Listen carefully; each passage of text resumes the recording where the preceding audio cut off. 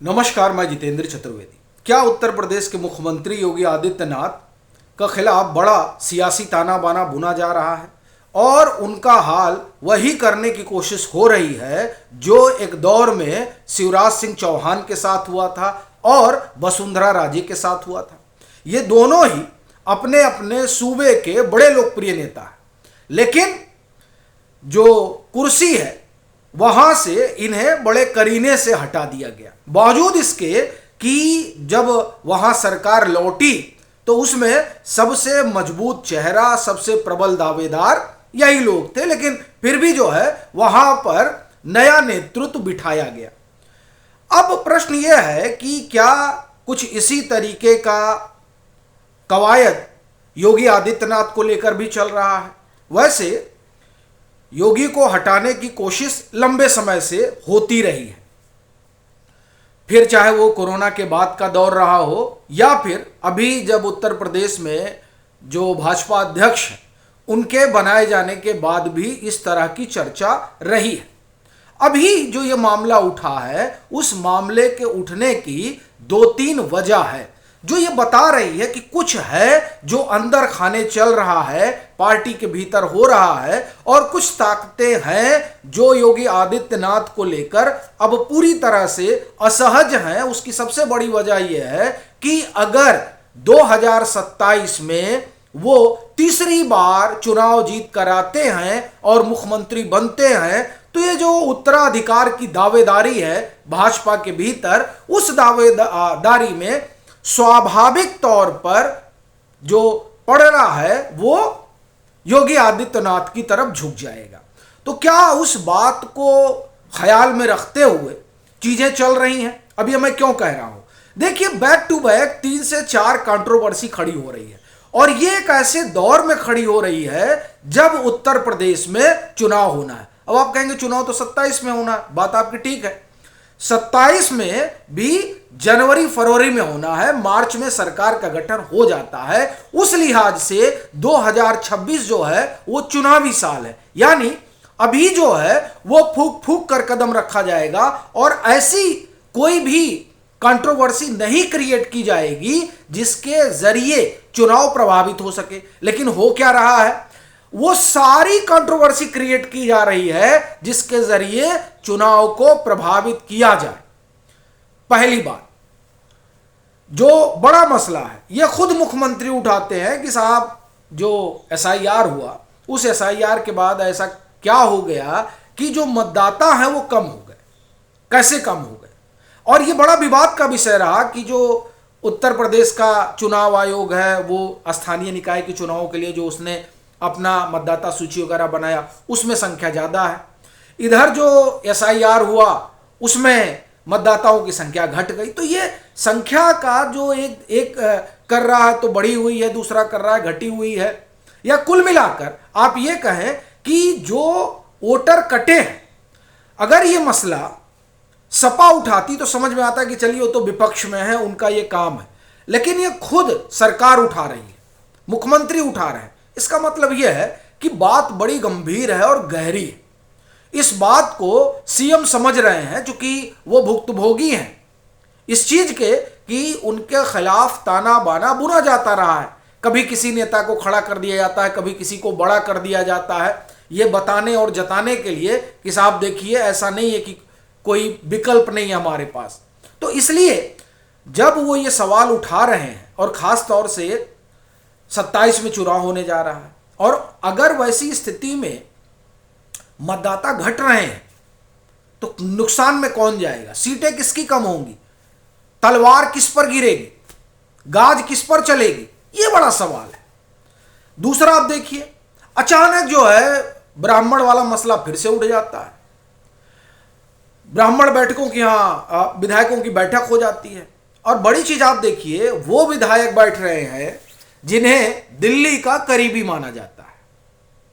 जाहिर सी बात है कि कुछ तो खिचड़ी है जो हर उस मुद्दे को उठाया जा रहा है जिसके कारण योगी सरकार को 2027 के चुनाव में मुश्किल होगी। फिर आपके जहन में सवाल उठेगा कि क्या भाजपा उत्तर प्रदेश का चुनाव हारना चाहेगी?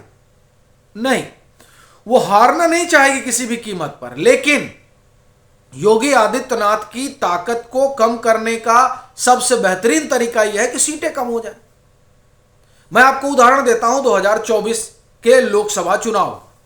ऐसी क्या परिस्थितियां थी कि 30 सीटें और 32 सीटों पर बीजेपी आकर खड़ी हो जाती है, जबकि अगर आप 80 जो लोकसभा की सीटें हैं उत्तर प्रदेश में, उसमें रेकी करेंगे तो पाएंगे कि 50 से 60 सीटें बीजेपी बड़े आराम से जीत सकती थी। और यह मैं आंकड़ों के आधार पर कह रहा हूं।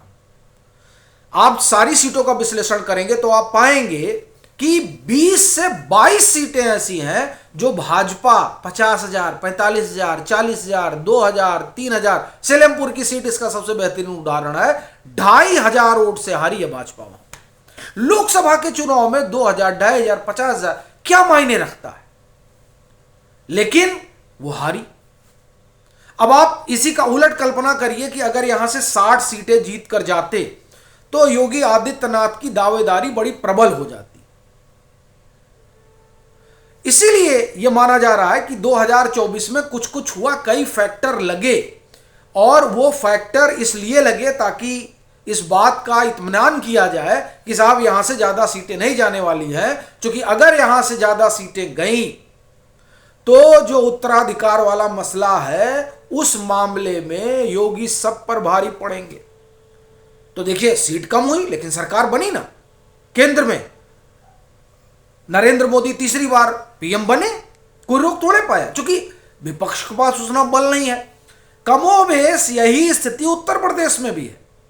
उत्तर प्रदेश में यानी विधानसभा चुनाव के लिहाज से समाजवादी पार्टी भले पीडीए और जो भी वो करती रहे, लेकिन लास्ट मोमेंट में जब चुनाव आएगा, यानी जब आपको वोट देने जाना होगा, तब सबके जहन में बस एक ही चीज याद आएगा कि साहब सपा आएगी तो क्या क्या होगा। इसलिए यह कहना कि बीजेपी चाह रही कि हार जाए, बीजेपी नहीं चाह रही हार जाए, और दूसरा यह मुमकिन नहीं दिखाई देता फिलहाल कि बीजेपी हारेगी। लेकिन यह जो कंट्रोवर्सी चल रही है, इस कंट्रोवर्सी की वजह से समर्थक खिन्न हो सकता है और सीटों पर असर पड़ सकता है। 255 वाली बीजेपी 210 पे पहुंच जाएगी, 205 पे पहुंच जाएगी, तो योगी आदित्यनाथ के लिए समस्या बढ़ाई जा सकती है।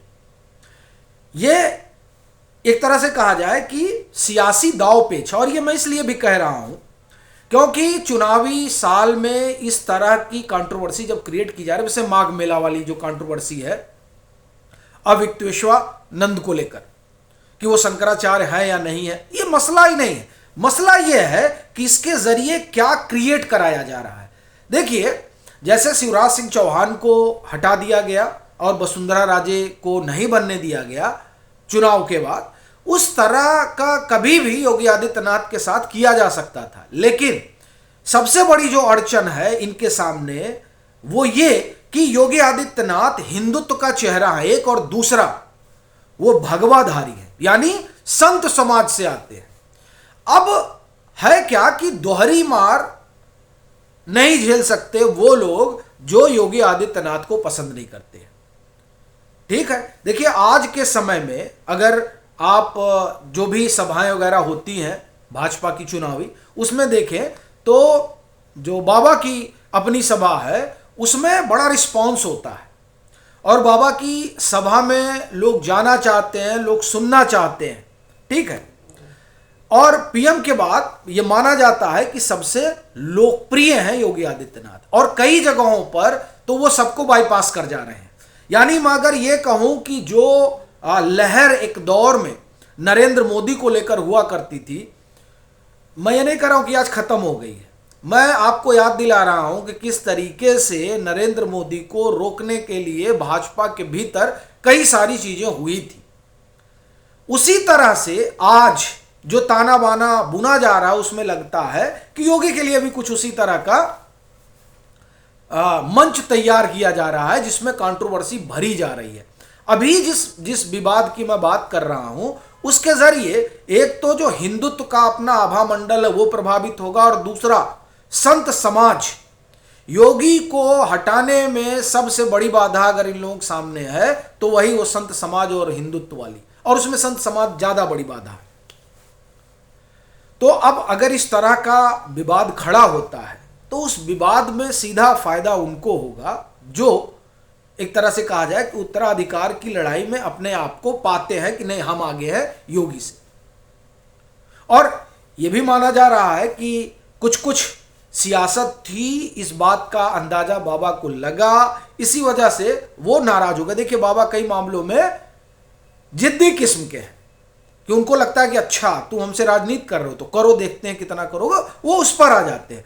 अच्छा उसका कारण भी है, उसका कारण यह है कि वो ये जानते हैं कि जनता उनके साथ किस तरीके से खड़ी है। अभी आप मुझे लग रहा है ये कल की बात है, अयोध्या में रास्ते में कहीं जो है संभवतः कार्यक्रम वगैरह था, तो वहाँ बाकायदे एनएच पर सब बुलडोजर लेकर खड़े थे स्वागत में। तो क्या स्थिति परिस्थिति है वो समझ रहे हैं, लेकिन अपना कहना यह है कि ये जो विवाद खड़े किए जा रहे हैं, ये विवाद स्वाभाविक तौर पर अगर कहीं इससे कुछ नुकसान होने की संभावना है तो वो उत्तर प्रदेश ही है। और वो नुकसान किसको प्रभावित करेगा? मुख्यमंत्री को। 3 आपको बताया, चौथा देखिए ये यूजीसी वाला जो आ गया है। अब जो यूजीसी वाला आया है तो इसमें तुरंत फुरत कौन प्रभावित होगा? चुनाव होना है उत्तर प्रदेश में, अभी स्थानीय निकाय के चुनाव होंगे और उसके बाद में फुल फ्लैश्ड विधानसभा का चुनाव होगा। अब ये जो यूजीसी एक्ट आया है, इस यूजीसी एक्ट की सबसे तेज प्रतिक्रिया जहां चुनाव होना वहां होगा। अब आप कहेंगे पश्चिम बंगाल में, देखिए पश्चिम बंगाल में उसका उतना असर नहीं पड़ने वाला है, या तमिलनाडु में उसका उतना असर नहीं पड़ने वाला है। यह जो एक्ट है उसका सीधा असर अगर कहीं सबसे ज्यादा पड़ेगा तो वो उत्तर प्रदेश है। क्योंकि यहां देखिए उत्तर प्रदेश और बिहार में एकदम सामान्य सी आप एक तरह से कहें कि भावना चल पड़ी है यूजीसी एक्ट आने के बाद कि ये साहब सामान्य वर्ग के खिलाफ बड़ी साजिश है सरकार की। तो उसका भुक्तभोगी कौन होगा? भाई केंद्र सरकार को 2029 में चुनाव में जाना है, योगी आदित्यनाथ को 2027 में चुनाव में जाना है। तो इमीडिएट रिएक्शन जो सरकार है वो भोगेगी उत्तर प्रदेश की। और सिर्फ विधानसभा नहीं, स्थानीय निकाय ध्यान रखिएगा। और वैसे भी यहां जातियों का लेकर बड़ा ताना बाना रहता है, यानी उत्तर प्रदेश में कभी कहता है कि ब्राह्मण बनाम ठाकुर है, वो ब्राह्मणों के साथ नहीं खड़े हैं, वो ठाकुरों के खिलाफ हैं, वो उनके खिलाफ है। इस तरह की तमाम जो है चीजें यहां चलती हैं। ऐसे समय में जब इस तरह का एक्ट आता है तो वो एक्ट सीधे तौर पर अगर किसी को प्रभावित करता है तो वो है उत्तर प्रदेश का सियासी ताना बाना। तो इसलिए ऐसा लग रहा है कि कुछ बड़ा चल रहा है। अब बड़ी बात यह है कि बाबा उससे निकल पाते हैं या नहीं निकल पाते हैं, बड़ा सवाल ये है। अगर उनका आप इतिहास देखें तो हर कंट्रोवर्सी से वो निकले हैं। और बड़ी चीज यह है कि पीएम की तरह ही हर विवाद के बाद वो और निखर कर आते हैं। तो सवाल यह है कि क्या ये जो विवाद है इससे वो और निखर कर आएंगे, या फिर जिस तरीके का ताना बाना बुना जा रहा है सियासी, उस ताने बाने में वो फंस जाएंगे। आपकी अपनी क्या राय है, जरूर साझा करिएगा।